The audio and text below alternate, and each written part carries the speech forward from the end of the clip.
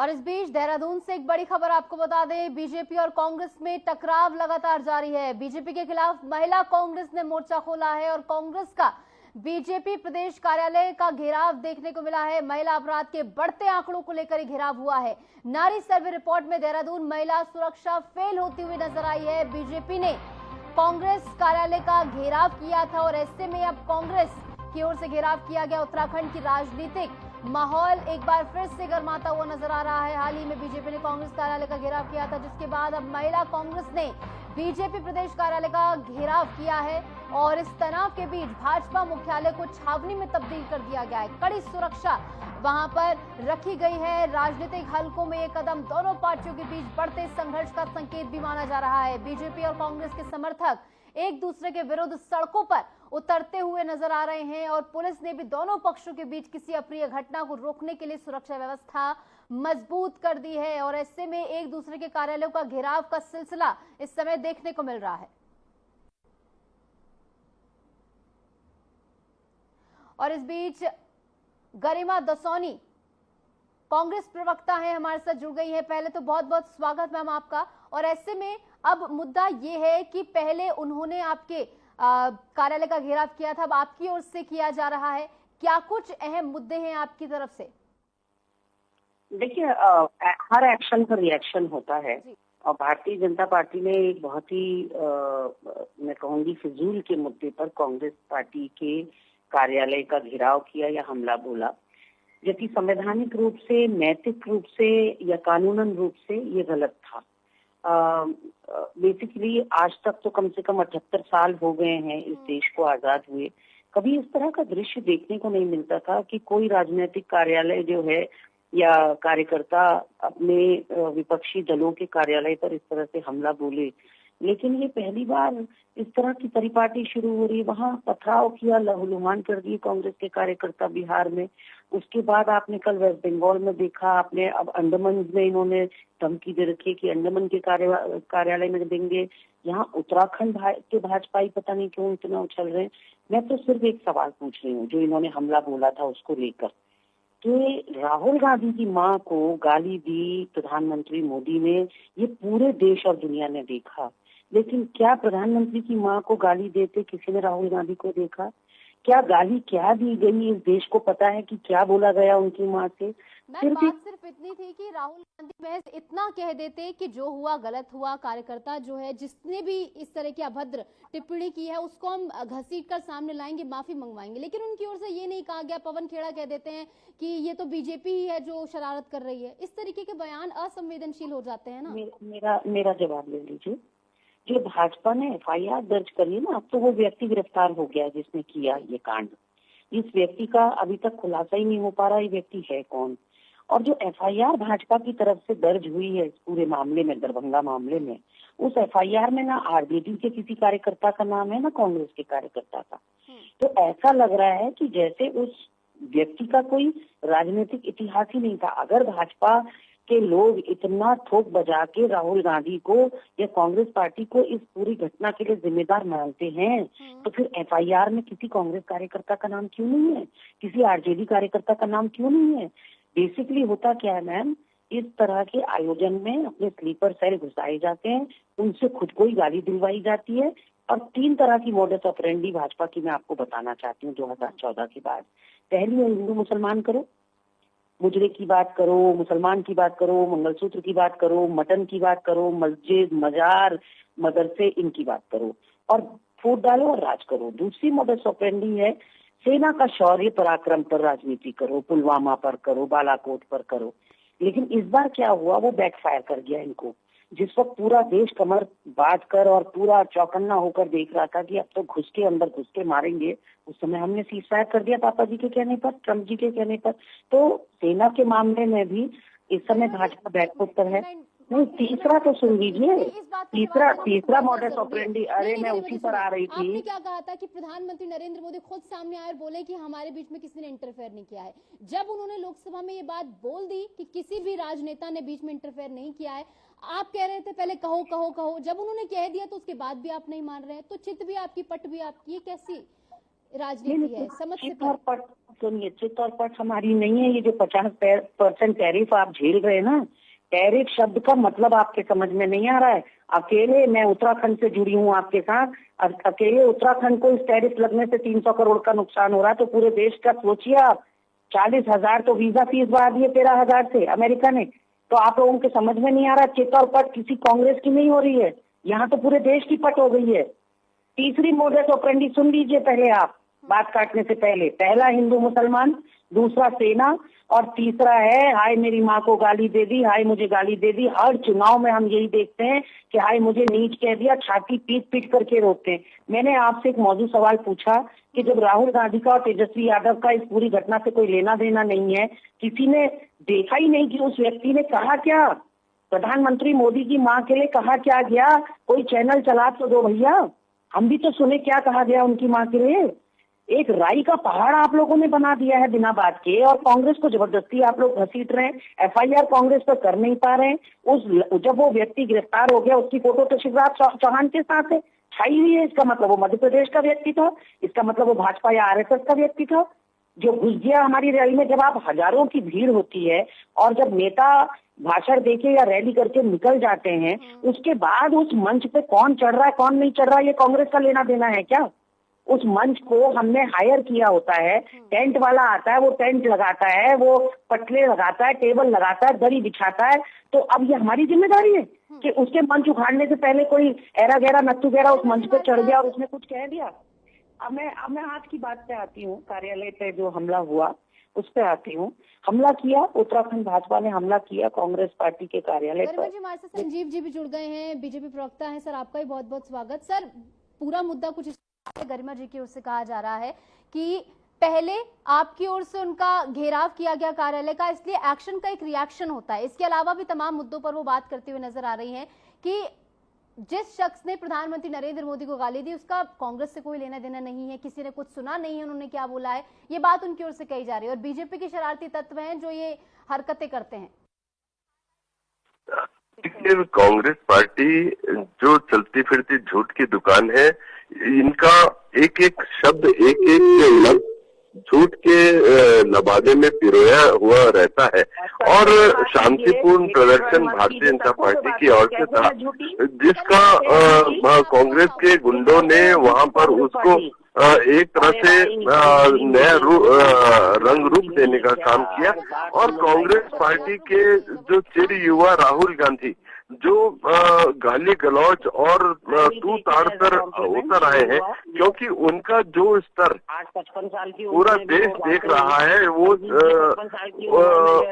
संसद में भी उनकी 35 के लगते हैं, तो ये तो मैं कॉम्प्लीमेंट की तरह लूंगी। मैं एक बात कहूँ एंकर महोदया, पूरा देश देखता है।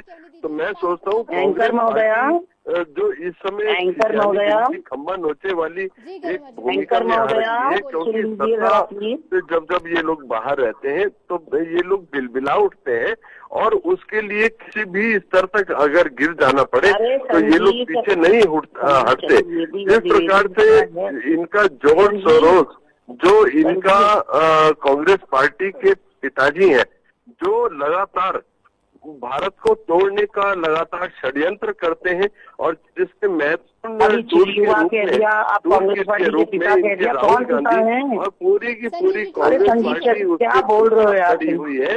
मैं सोचता हूँ शर्म आनी चाहिए माननीय प्रधानमंत्री जी की माताश्री जो दिवंगत है, उन तक को ये लोग बकसते नहीं है, उन तक के लिए अपशब्द बोलना, उनको गाली गलौज करना, मैं सोचता हूँ कांग्रेस का यही स्तर रह गया है। और इसी कारण से 15 साल पढ़ेंगे भाई, वो जिसके लाए हैं वो पढ़ेंगे पहले पूरा। अच्छा, मैं निवेदन ये कर रही थी एंकर महोदय, आपने कहा कि एक आप लोग जो है निंदा प्रस्ताव कर देते, आप लोग निंदा कर देते उस घटना की, माफी मांग लेते पीएम साहब से। पीएम साहब ने मांगी आज तक जर्सी गाय बोलने के लिए माफी, कांग्रेस की विधवा बोलने के लिए माफी, या 50 करोड़ की गर्लफ्रेंड किया ही नहीं। मैंने कहा सोनिया गांधी ने माफी मांगी कि मौत का सौदागर बोलने के लिए, चौकीदार चोर बोलने के लिए राहुल गांधी ने माफी मांगी, क्योंकि तथ्य तो तुम कुछ लाए नहीं हो, बताओ ना तथ्य बताओ ना। चोर बोलने के लिए राहुल गांधी ने माफी मांगी क्या? नहीं, वो तो चोरी निकल गई ना, वो तो चोरी निकल के आ रही है सामने। वो चोरी बोलने के लिए चुनाव आयोग से माफी मांगी क्या? नहीं, किसके मांगे माफी? हम तो सत्यों पर बात कर रहे हैं। ना तो किसी संवैधानिक संस्था के ऊपर विश्वास है, ना आपका सरकार के ऊपर विश्वास है, ना आपका देश के ऊपर विश्वास है। और आप पाकिस्तान के प्रवक्ता के रूप में जिस समय अभी ऑपरेशन सिंदूर चल रहा था तो कांग्रेस की पैरवी कर रहे थे, वो पाकिस्तान की पैरवी कर रहे थे। शर्म आनी चाहिए, डूब के मर जाना चाहिए। आज के मुद्दे पर बात करें मैम। जी बोलिए गरिमा जी। हाँ, आज का मुद्दा देखिए, देहरादून देश के 10 शहरों में शुमार हो गया है सबसे अनसेफ शहरों में। और वाकई हमने मुख्यमंत्री के आवास पर देखा, ये जो बात पूरी कर लूं, ये भी मैं 50 बार आप लोगों से रिकॉर्ड कर चुकी हूँ। पागल आदमी के साथ मुझे मत बुलाया करो भाई। एनजीओ के माध्यम से इस प्रकार कोई पैनलिस्ट नहीं है भाजपा का, ये अपनी सांठ से आ जाता है चैनलों में बैठी हुई, ये पैनलिस्ट नहीं है। पता करिए, आप पता करिए ये प्रवक्ता है या नहीं है। एक एक करके समय दे रहे हैं नहीं, आप पहले इनका पता तो करिए, ये अपनी पार्टी के प्रवक्ता हैं या नहीं है। आप रोज मुझे भिड़ा देते हैं इनके साथ। मैं आपको बड़ी जिम्मेदारी के साथ कह रही हूँ, संजीव का नाम कहीं उनके प्रवक्ता लिस्ट में नहीं है। आप कहाँ ले आते हो? तथ्य इनके पास होते नहीं है, बोलने के लिए कोई बिंदु इनके पास होते नहीं है। रट्टू तोते की तरह ये चैट जीपीटी से निकाल के पता नहीं क्या बोल रहे हैं ये। बोलिए। देखिए, मैं कहना चाहती हूँ कि आज देहरादून अनसेफ पाया गया है। नारी 2025 एक रिपोर्ट रिलीज करी गई नई दिल्ली में, राष्ट्रीय महिला आयोग की चेयरपर्सन ने रिलीज करी है, विजया जी ने, और वो मुख्य अतिथि थी उस कार्यक्रम में। उन्होंने विमोचन किया उस रिपोर्ट का। अब यहाँ महिला आयोग की अध्यक्ष कुसुम कंडवाल और महिला मोर्चा भाजपा की अध्यक्ष आशा नौटियाल, दोनों के द्वारा नकारा जा रहा है कि ऐसा कोई सर्वेक्षण नहीं हुआ, ऐसी कोई रिपोर्ट नहीं आई, और आई भी है तो ये सारा कोरा झूठ है। मैं कहना चाहती हूँ कि ये महिला नेत्रियां अपना मखौल उड़ा रही हैं, क्योंकि जो राष्ट्रीय ये है आयोग है, महिला आयोग है, इसकी वेबसाइट पे अगर आप जाएंगे तो वेबसाइट पे तमाम तस्वीरें, वीडियो और विजया जी का भाषण भी है, और पूरी रिपोर्ट का जिक्र उन्होंने किया है अपनी वेबसाइट पे कि इस रिपोर्ट में 31 शहरों का सर्वेक्षण हुआ था, और 31 शहरों में 10 कौन से सबसे सुरक्षित शहर हैं और कौन से सबसे ये कोहिमा को सबसे सुरक्षित बताया गया, और देहरादून उन 10 शहरों में शुमार है। तो आज हमारी महिला कांग्रेस की अध्यक्षा ज्योति रौतेला जी के नेतृत्व में भाजपा कार्यालय का घेराव किया जा रहा है, और करना भी चाहिए। इससे पहले हमने कभी घेराव नहीं किया। इनका पूर्व संगठन महामंत्री जो है संजय कुमार, उस पर भाजपा की ही महिला नेत्री ने यह आरोप लगाया कि इसने मेरा यौन शोषण किया है, 3 सालों से पद देने के लालच के एवज में ये लगातार मेरे संग दुष्कर्म कर रहा है। अभी हाल ही में पुष्कर सिंह धामी जी के सर्वेंट क्वार्टर्स में एक नाबालिग बच्ची ने, जो उनके सर्वेंट क्वार्टर्स में रहती थी, उसने आत्महत्या कर ली। आज तक राज पर से पर्दाफाश नहीं हुआ कि वो लड़की क्यों मरी, क्यों उसने आत्महत्या की। एक हफ्ते बाद सुनते हैं उसके भाई ने भी अपने को गोली मारकर आत्महत्या कर ली। तो ये दोनों भाई बहन खत्म हो गए, राज हमें पता ही नहीं चला कि कौन सा ऐसा संगीन या गंभीर राज था जो दफन हो गया। ISBT जो देहरादून का बस स्टैंड है, वहां एक दिव्यांग बच्ची ट्रैवल कर रही थी, बस आकर रुकी और 5 लोगों ने बारी बारी उसके संग दुष्कर्म किया। जो बच्ची बोल नहीं सकती थी, अपने को एक्सप्रेस नहीं कर सकती थी, उसके साथ बस के अंदर 5 लोगों ने दुष्कर्म किया। तो ये बन तो गया है। अब मैं अगर इनके चंपावत के मंडल अध्यक्ष, सल्ट के मंडल अध्यक्ष, दुग्ध संघ के अध्यक्ष, हैदराबाद के OBC प्रकोष्ठ के सदस्य, इन तमाम घटनाओं का जिक्र वो करते हुए नजर आए कि अब तक क्या क्या हुआ है और किस तरीके से पर्दे के पीछे वो चीजें डाली गई, उन पर कोई कार्रवाई नहीं हुई है। और जिस रिपोर्ट का वो जिक्र कर रही है, नारी सर्वे रिपोर्ट, इसमें देहरादून महिला सुरक्षा जो है फेल होती हुई नजर आई है। आपकी सरकार है, क्या जिम्मेदारी आपकी? देखिए अंकिता, हत्याकांड होता है, 24 घंटे के अंदर तमाम जितने भी तीनों हत्या आरोपी थे उनको जेल की सलाखों के पीछे पहुंचाया जाता है, आजीवन कारावास उनको होता है। सरकार ने फास्ट ट्रैक कोर्ट के माध्यम से उन तमाम जितने भी दुष्कर्म के दोषी थे उनको उनके अंजाम तक पहुंचाने का काम किया। इंस्टेंटली एक कार्रवाई होती है। अभी जो ISBT पर ये एक कांड हुआ था, तो उसमें भी जितने भी उसके दोषी थे इंस्टेंटली उनको गिरफ्तार किया, इंस्टेंटली उनके ऊपर कार्रवाई की। किंतु कांग्रेस पार्टी ये बताए कि जब इनकी सरकारें थी, सर मुझे बताइए, जब आप कार्रवाई कर रहे हैं इसके बावजूद क्यों अपराध हो रहे हैं महिलाओं के ऊपर?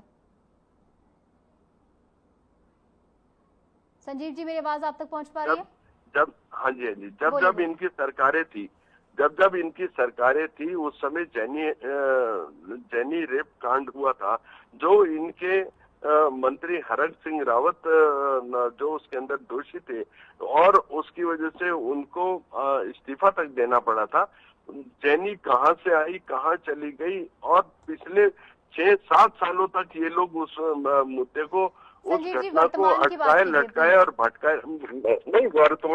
वर्तमान में तो सब कुछ बढ़िया चल रहा है। वर्तमान में सब कुछ बढ़िया चल रहा है। वर्तमान में तो 5 साल तो हमने 2 साल में ही कर दिया। आप अभी की बात करिए, क्यों फेल हो रही है महिला सुरक्षा? साफ सीधा सवाल। और देखिए, जीरो टॉलरेंस की हमारी यहाँ पर सरकार चल रही है। वर्तमान में सब कुछ बढ़िया चल रहा है और उसका एक बड़ा द्योतक, अभी लोकसभा का चुनाव होता है 100% भारतीय जनता पार्टी के पक्ष में, विधानसभा का चुनाव होता है प्रचंड बहुमत के साथ भारतीय जनता पार्टी आती है, कांग्रेस का सुपड़ा साफ होता है। अभी निकाय के चुनाव होते हैं, 11 में से 10 नगर निगम भारतीय जनता पार्टी को मिलता है, कांग्रेस को स्वीप कर रहे हैं। कांग्रेस को उत्तराखंड में बार बार आप सभी की सभी सीटें जीत रहे हैं, लेकिन इसके बावजूद जो आपकी जिम्मेदारियां उनका निर्वहन करना है वो इस रिपोर्ट में सामने आता है कि फेल हो गई है और कांग्रेस को 8% से केवल काम चलाना पड़ता है। ये सारी चीजें जनता मोहर लगा रही है कि शानदार शासन चल रहा है माननीय मुख्यमंत्री श्रीमान पुष्कर सिंह धामी जी के द्वारा, जो एक जीरो टॉलरेंस की हमारी नीति पर हमारी सरकार चल रही है, विकास पर सरकार चल रही है।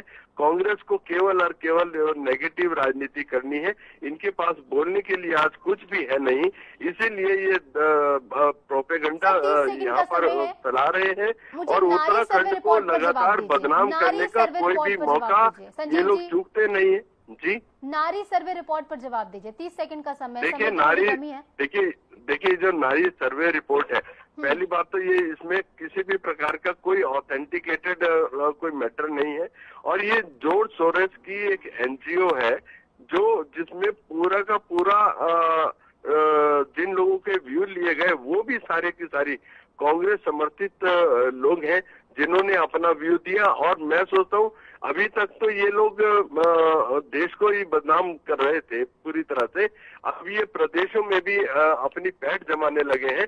और क्योंकि यहाँ पर देवभूमि है, सनातन संस्कृति है, सनातन के ये लोग घोर विरोधी हैं। 4 धाम यात्रा इस समय यहाँ पर चल रही है, उत्तराखंड को बदनाम करने के लिए ये इस तरह का षड्यंत्र कर रहे हैं और इसके पीछे पूरी तरह से कांग्रेस पार्टी खड़ी हुई है और कांग्रेस पार्टी के द्वारा इस प्रकार की अनर्गल, झूठी और एक मक्कारी वाली जो रिपोर्ट मातृशक्ति के लिए ये लोग करा रहे हैं, कड़ा किया जाए। और जो अगर रिपोर्ट सच भी है जो कि कांग्रेस नेतृत्व की ओर से कहा भी जा रहा है, तो ये बहुत ज्यादा चिंताजनक है, संवेदनशील है कि अब तक महिला सुरक्षा को लेकर जो है कोई ठोस कदम नहीं उठाए जा रहे हैं और इसी की वजह से नारी सुरक्षा जो है यहाँ पर फेल होती हुई नजर आ रही है। फिलहाल बहुत बहुत शुक्रिया, आप दोनों जुड़े हमारे साथ और इस चर्चा में आपने हमारे साथ हिस्सा लिया।